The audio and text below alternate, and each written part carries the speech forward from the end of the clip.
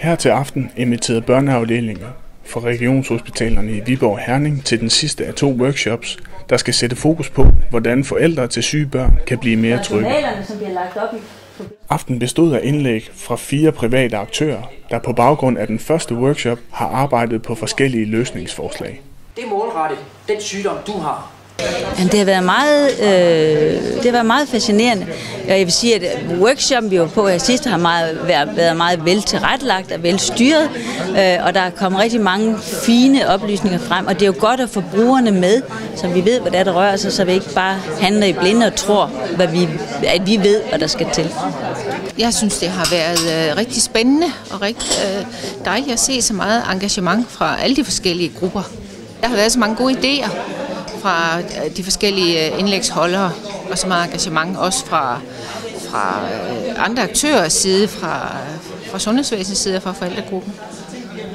Jamen, vi har lavet et forslag, vi kalder elevatortalen. Elevatortalen, det er et lille, meget konkret værktøj, som hver gang man er på vej ud af systemet, så opdaterer man elevatortalen om det her barn, det drejer sig om. Det vil sige, at man har meget kort forklaring på, hvad er det barnet fejler, og hvad er det for nogle forholdsregler, man skal tage i forhold til det her barn.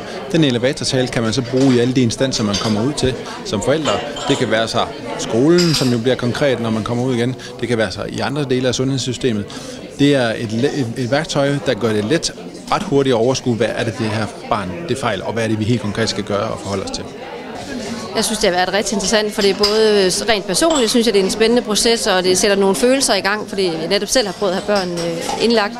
Og så synes jeg også en rent fagligt, nu er jeg socialrådgiver og arbejder med det her område, så synes jeg, det er rigtig spændende at sige, hvad kan vi gøre for at eliminere den her utryghed, og jeg synes, der er rigtig, rigtig mange tanker i det, fordi noget er så stort og samfundsmæssigt, at vi har så mange regler inden for nogle bestemte områder, så der er nogle helt store udfordringer, men jeg tror også på, at vi med små midler og med små ryg kan gå den rigtige vej.